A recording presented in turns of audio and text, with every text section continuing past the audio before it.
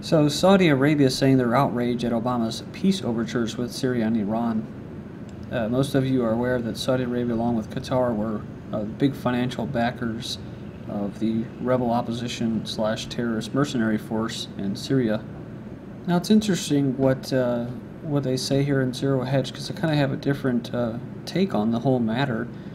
It says here, a month later, in a clear confirmation that this was precisely the case, they're talking about Qatar and Saudi Arabia basically having their own agenda to launch a regional war in that region for energy and other related issues. It says that the confirmation, the Wall Street Journal reported that the recent overtures by Obama, brilliantly checkmated by Putin, they use that word checkmated, to push for a peaceful resolution with not only Syria but suddenly Iran as well, has managed to infuriate Saudi Arabia. Of course, they're traditionally one of the U.S. closest allies in the region. Me personally, I have a different take, which is, I've covered this before I went on that week break, which is Saudi Arabia, what could be one of those countries along with Turkey that gets destabilized by the West and East power trading blocs, which is basically Russia, China, and North America, Europe. As most of you are aware, Saudi Arabia, it's been kind of, for the most part, proven that they don't hold the reserves that they're claiming, so they have no real power anymore. So what better than to claim energy interests in Syria by running all these energy, natural gas pipelines and that. So the Saudis fear that Syria's Assad will use the time afforded by the U.S. and UN-backed diplomacy on Syria to impose more killing and to torture its people. Me personally, what do I think? I think that it's to buy time, possibly, for the elections next year that are supposed to take place. I've been saying it before that they don't want those elections to take place in 2014. So we're trying to smash through all the information, even in the alternative media here. I have a lot of news to get to today. I know I'm definitely going to have 2-3 videos, but I may even have like 4 or 5. But we're going to try to pick apart what's been going on in the world, because there is a lot of stuff that's heating up. And just like when I left, because I was basically burnt out from exhaustion of covering all this, it hasn't really slowed down. It's just escalated and got more intense on all fronts. So, but you have to be able to read between the lines to see what's kind of going on. I don't have the full picture. Maybe this was a good thing for Syria to hold off the elections. I think it was the East and West tricking Syria into getting checkmated. That's basically what I thought, because it was an admission of guilt, and I want to keep stressing that point. So I did find it kind of ironic that they used that word. Actually, Putin's been up for, I heard that he's up for a Nobel Peace Prize now, so. And also it says here that it gave him an opportunity, this diplomacy, supposed diplomacy, gave Assad an opportunity to surrender his chemical weapons, heading off a U.S. military strike against the Assad regime. Again, a lot of stuff in the media, maybe some warships, but really they weren't going to attack.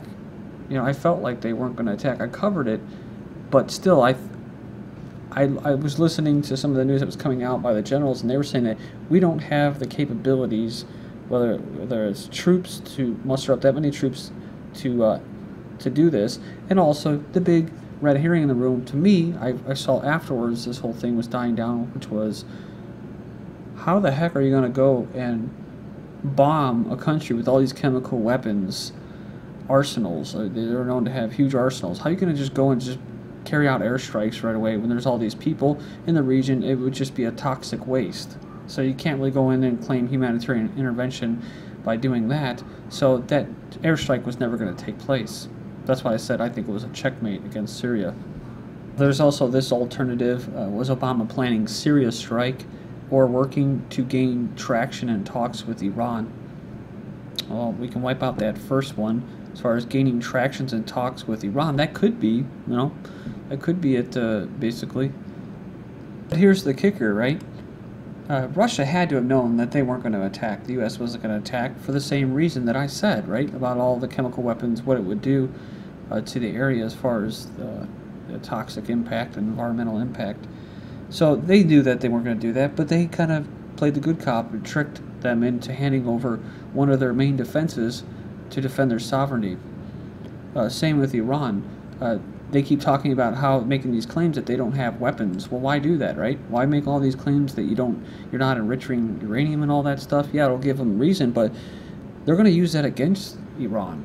So when the time comes when they find out that they are able to have, nuclear capabilities, which I think they should have, just like Syria should have their abilities to have whatever weapons, they're going to have nothing to stand on, no ground to stand on. So a lot of this was an aim at bringing down Iran. One of the things we should be looking for in the near future is, again, Al-Qaeda, right? The same type scenario in Syria, in Iran. Al-Qaeda in Iran, or uprisings, right?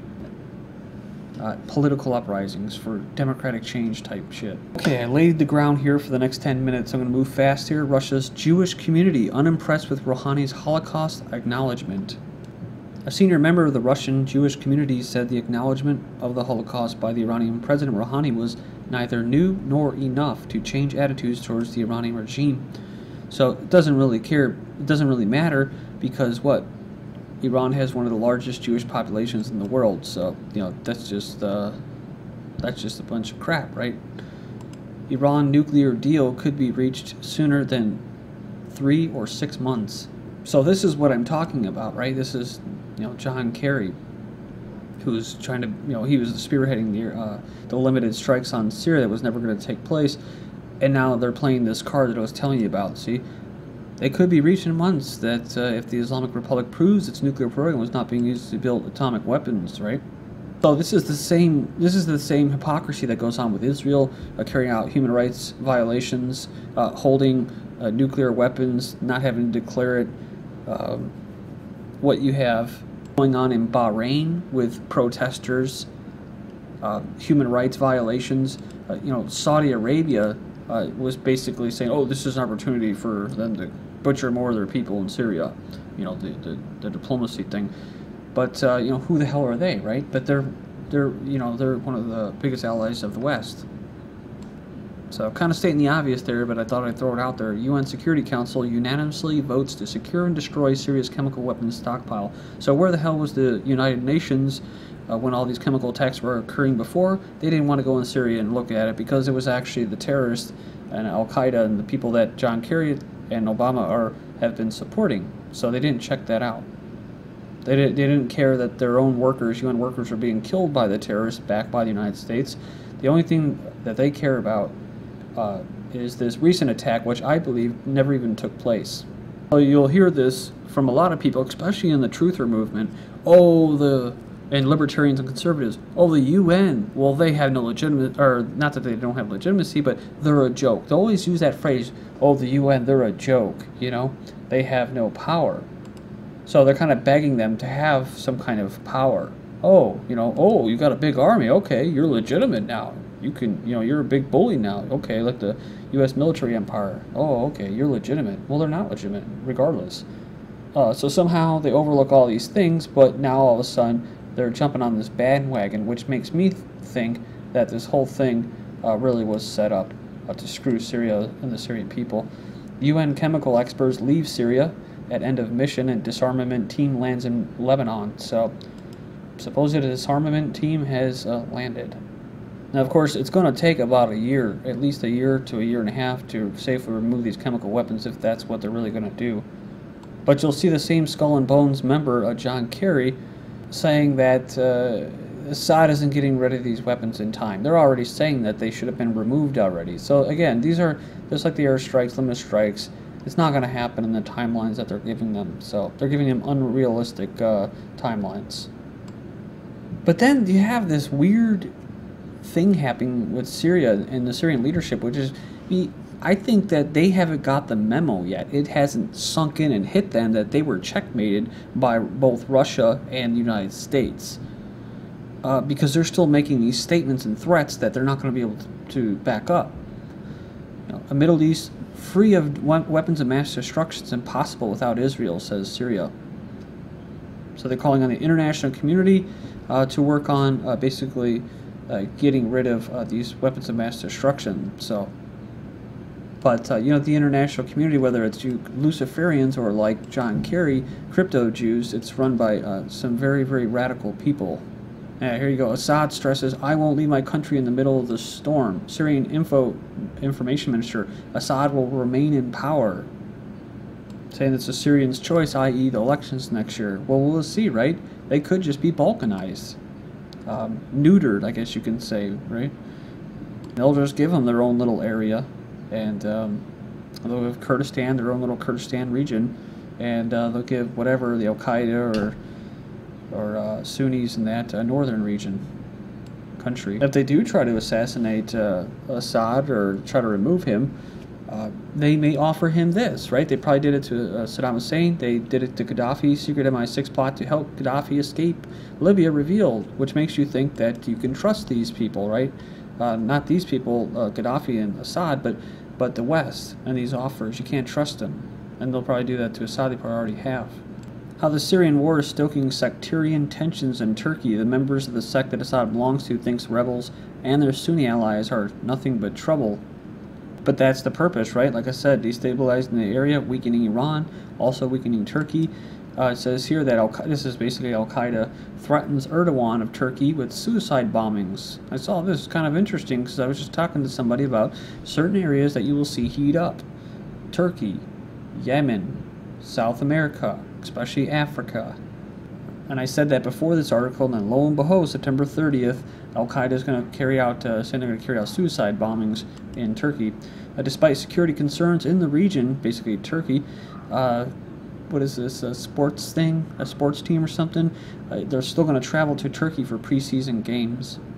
Then you have this, what's going on here? Erdogan of Turkey, he's going to boost the Kurds' rights and lift the ban on hijab in public departments. So this is maybe he knows something, that they're coming for him to destabilize the country. I'm not saying Erdogan's a good guy, he's a piece of crap, but Turkey police accused of human rights violations. Ooh, see, human rights violations. Then all of a sudden Al-Qaeda shows up wherever they want to attack. Human rights and Al-Qaeda show up in the countries they want to destabilize and overthrow. That's what you have to remember. Either way, Turkey's pro-Kurdish party has rejected the government reform, so it's not enough. But, and again, they deserve probably their own place, their own country, and they may actually get it if they do balkanize Syria here. U.S. sanctioned Chinese firm wins a Turkey missile defense system. So we're talking about slaps in the face, right? And loyalty and alliances. Gulf states look eastward as U.S. influence wanes, says expert. Recent public disagreements between the U.S. and Gulf states may push the region to look eastward for strategic partners with people like, of course, China. So you can take this article for whatever it's worth. Despite Syria, U.S. will continue to use military abroad. So they're going to keep using military in the Pacific for, like I said, territorial skirmishes, basically between the trading blocs, East and the West.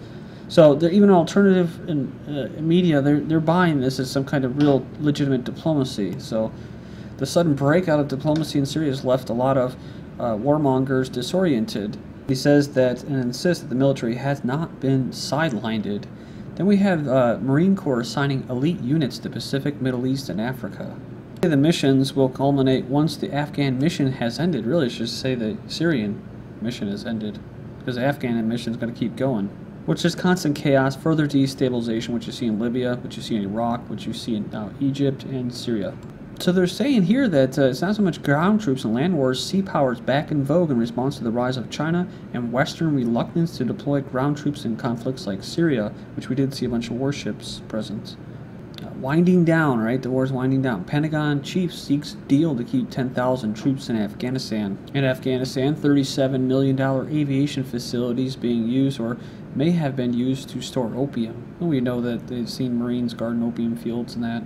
Also know they helped create Al-Qaeda, helped basically create the Taliban. Afghan government slams the United States for sending arms to Taliban because it creates a need for them to be there. You have to remember too about this whole diplomacy crap with Syria, and that is that it basically gives the illusion that there's, that the people's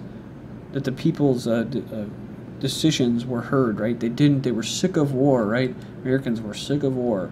And so they went out there, hands off Syria, right? And they called off the airstrike, and there's diplomacy. So, it's really just a bunch of garbage. Everything that was supposed to happen, happened.